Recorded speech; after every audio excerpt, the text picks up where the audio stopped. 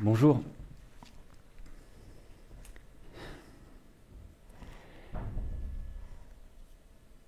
Qui parmi vous a déjà vu sur Internet une vidéo d'animaux qui font des choses complètement folles? Par exemple, un chat et une chouette qui passent leur temps à s'amuser ensemble, euh, un gnou qui se fait attaquer par un crocodile, et il y a deux hippopotames qui arrivent et qui le sauvent, ou des histoires d'amitié un peu folles comme un ours et un tigre, etc. C'est fou, non? Ça fait des centaines de millions de vues, et on trouve ça fou. La question c'est, pourquoi est-ce qu'on trouve ça fou? Et en fait, on a l'habitude de concevoir la nature comme un ensemble d'espèces bien déterminées, qui font des comportements, voilà, qui ont des gènes, et tout est bien rangé, bien ordonné. Et en fait, tous ces animaux et ces plantes évoluent dans une nature avec des relations de prédation, de chaîne alimentaire, de compétition, d'agression, etc. Darwin parlait de la sélection des plus aptes. Et puis des philosophes ont transformé ces propos, ont parlé de loi du plus fort ou de loi de la jungle. Il y a une quinzaine d'années, en fait, je travaillais dans la jungle, justement. C'était en Guyane, et j'étudiais le comportement des fourmis. J'ai fait quelques années de recherche, et j'ai effectivement vu des fourmis qui capturaient des proies. Ici, une mouche, et elles le faisaient en coopérant. Et puis j'ai vu aussi des fourmis qui s'associent à des arbres. Ici, il y a une plante en particulier qui produit un exudat sucré sur des nectaires extrafloraux. Les fourmis, cette espèce vient s'en abreuver et en échange offre un peu de protection à l'arbre contre des insectes ravageurs. Nourriture contre protection. Et puis cette fourmi, elle fait des nids en carton sous les feuilles. C'est une fourmi arboricole. Et on s'est rendu compte avec les collègues chercheurs qu'il y avait des coccinelles qui vivaient en étroite association dans ces nids avec les fourmis. C'est bizarre, les coccinelles et les fourmis d'habitude. Et puis il y a même des guêpes, des toutes petites guêpes qui font leur nid dans les nids de fourmis en association étroite aussi. Alors finalement, quoi, dans la jungle, qu'est-ce qui se passe? Et en fait, je me suis intéressé en parallèle de ma thèse pendant des années à tout ce qui se passait dans le monde animal. Et puis j'ai étendu mes lectures, disons, au monde végétal, aux champignons, aussi aux micro-organismes.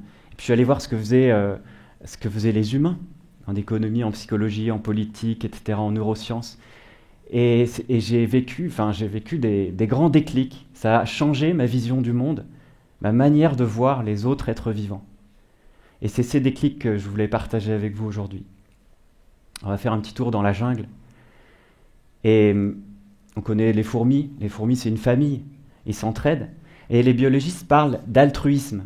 Quand une des fourmis, mais ça peut être des abeilles, des termites, il y a beaucoup de sociétés animales qui vivent en colonie, en famille, et un des individus se sacrifie pour ses congénères. On parle d'altruisme. Il n'y a pas de connotation morale. C'est comme ça qu'ils l'appellent. Ils appellent ces comportements. Et puis ça peut être aussi au sein d'une espèce, mais entre individus non apparentés. Il n'y a plus de famille, mais on s'associe. Alors on parle plus de coopération. Ici, ce sont des pigeons qui échappent plus facilement aux prédateurs en s'associant, en coopérant. Mais ça peut être des loups qui chassent en meute, etc. Il y a des milliers d'exemples. Et puis, il y a des associations entre espèces. Ici, en fait, la pollinisation, c'est une sorte d'association à bénéfice mutuel entre la plante qui fournit des liquides sucrés en échange de la dispersion, du déplacement de ses gamètes, du pollen. Transport contre nourriture. Et là aussi, il y a des milliers d'exemples. Et en Tanzanie, au Kenya, il y a aussi des associations, par exemple dans les grandes migrations, il y a des millions d'individus même qui sont concernés, des gnous, qui s'associent à des zèbres et à des gazelles. Et les zèbres, en fait, c'est un peu le GPS, parce que les gnous, ils sont forts sur l'odorat, et les zèbres, ils voient plus loin, et les gazelles, elles entendent mieux. Et ensemble, ça va mieux. C'est plus efficace. Et dans la forêt, c'est aussi fou. Parce que ça fait quelques années que les scientifiques découvrent des choses incroyables. Par exemple, on commence à savoir maintenant, assez bien, et l'idée est popularisée, que les racines des arbres se prolongent par des champignons, des mycorhizes, qui permettent à l'arbre d'aller plus profond, plus loin, capturer l'eau, prendre les nutriments. Et en échange, l'arbre qui photosynthétise offre des sucres aux champignons. On a une symbiose très très efficace qui est très répandue. Mais le champignon, il est malin. Parce qu'en fait, dans la forêt, il a fait un grand réseau qui interconnecte toutes les racines des plantes et des arbres. Si bien que les arbres, entre eux, peuvent s'associer, c'est-à-dire se transmettre des nutriments via les mycorhizes. Et les arbres en meilleure santé, qui captent plus de sucre, ils vont pouvoir donner des sucres, transférer des sucres aux individus, les jeunes qui sont en pleine croissance, ou les malades, ou ceux qui ont du mal, ou ceux qui sont plus à l'ombre et qui en ont besoin. Et ce qui est fou, c'est que ça arrive aussi entre espèces différentes. Un bouleau peut transférer des sucres à un sapin et inversement. En fait, ce qu'on se rend compte, c'est que les arbres ont inventé, depuis des millions d'années, les allocations familiales et la sécurité sociale. Des millions d'années avant nous. Je reprends l'expression du biologiste Gauthier Chapelle, avec qui j'ai écrit ce livre sur l'entraide. Et chez l'humain alors? Mais chez l'humain, il y a une diversité de manières de s'entraider, de s'associer, c'est très complexe, qui implique des sentiments aussi divers que l'amitié, l'amour, la confiance, le sentiment d'équité, le sentiment de sécurité, la réputation, etc. On ne va pas rentrer dans les détails maintenant. Juste, je voulais vous dire sur l'humain, le cœur de l'entraide chez les humains, et c'est très puissant, c'est l'empathie. C'est cette capacité qu'on a très profondément ancrée en nous de se mettre à la place de l'autre, de ressentir ce que ressent l'autre en nous. Ce que ressent l'autre, il est en nous. Et ça, c'est quelque chose qui arrive très tôt. Enfin, on est câblé pour ça. Il y a des expériences magnifiques sur les bébés, des 9 mois, 7 mois, qui développent des comportements déjà, qui montrent déjà des comportements prosociaux avant même d'avoir acquis le langage ou la raison, etc. Et puis, chez nos cousins, les primates aussi, des comportements très semblables, avec beaucoup d'empathie, etc. Et en fait, l'empathie, ça fait un jeu de miroir à l'infini qui permet de rentrer dans un cercle, dans une relation de réciprocité. C'est ça le cœur de l'entraide chez l'être humain. Et l'être humain, il a cette capacité exceptionnelle à étendre la réciprocité au-delà des petits groupes. Parce que la réciprocité, ça existe chez beaucoup d'espèces. Mais chez l'humain, on peut l'étendre grâce à des contrats, des normes sociales, des institutions, à des groupes extrêmement larges, extrêmement grands, de plusieurs millions d'individus, ce qui fait que nous sommes devenus une espèce ultra sociale. Et c'est unique dans le monde vivant. On peut coopérer entre millions d'individus, même entre personnes qui ne se connaissent pas, entre personnes anonymes, etc. Alors dans la jungle, c'est quoi ces déclics? Eh bien avec Gauthier, ce qui nous a marqué, ce qui a changé notre manière de voir le monde, c'est que l'entraide, en fait, les manières de s'associer, les manières qu'ont les êtres vivants de s'associer, l'entraide est partout. Partout et tout le temps et depuis la nuit des temps. En fait, c'est une des grandes matrices de la jungle. C'est ce qu'on a appelé l'autre loi de la jungle. Mais il suffit de s'en rendre compte. Il suffit d'y croire, il suffit de le voir et de le comprendre. Et il y a quelque chose d'autre qui nous a frappé, c'est qu'il y a en fait plein de manières de s'associer. Les êtres vivants ont développé plein de couleurs, plein de manières différentes. Voilà, c'est une sorte de mosaïque de toutes les couleurs. C'est ce qu'on a appelé la symbiodiversité, la biodiversité des manières d'être ensemble et de s'associer. Et ça foisonne dans la jungle. Et il y a une dernière chose qui paraît fondamentale et qui est aussi un grand déclic, c'est qu'en fait, ce n'est pas forcément les plus forts qui survivent dans la jungle. Ça peut, mais ce n'est pas forcément les plus forts. Ce sont ceux qui coopèrent le plus. Et il y a mieux. Dans les années 90, des chercheurs dans les Rocheuses, dans les montagnes, aux États-Unis, dirigés par une équipe d'écologues dirigée par Reagan Callaway, mais ils ont fait des découvertes assez étonnantes. En fait, au fond de la vallée, ils ont montré qu'il y avait une coexistence entre pins et sapins. Et lorsqu'on enlevait les pins, les sapins se portaient mieux. Ça veut dire qu'il y avait compétition entre eux, d'accord. Jusque-là, rien d'étonnant. Mais ils sont allés en haut de la montagne, là où les conditions sont plus difficiles. En fond de vallée, il fait chaud, il y a beaucoup de nutriments, etc. En haut de la montagne, il fait froid, il y a des conditions plus difficiles, plus hostiles, moins de nutriments. Et il y a toujours la coexistence entre pin et sapin. Sauf que quand on enlève un pin, les sapins poussent moins bien. C'est-à-dire que pour les mêmes espèces, même association, quand le climat, quand le milieu devient plus hostile, l'entraide émerge. C'est fou. Il y a une formidable expérience qui a été faite en 2016 par des chercheurs aux Pays-Bas. Ils ont pris 2 souches de levure et chaque souche était transformée, ne pouvait pas produire un certain type d'acide aminé. Donc deux types d'acides aminés différents. Et les chercheurs ont mis ces 2 souches dans un bain avec les 2 acides aminés, un bain très riche en nutriments, en acides aminés. Ce qu'ils ont observé, c'est que les 2 souches ont commencé à entrer en compétition. Et finalement, il y en a une qui a tué l'autre. Et en fait, en mettant les 2 souches et en appauvrissant le milieu en acides aminés, les chercheurs se sont rendus compte que la compétition diminuait, s'arrêtait.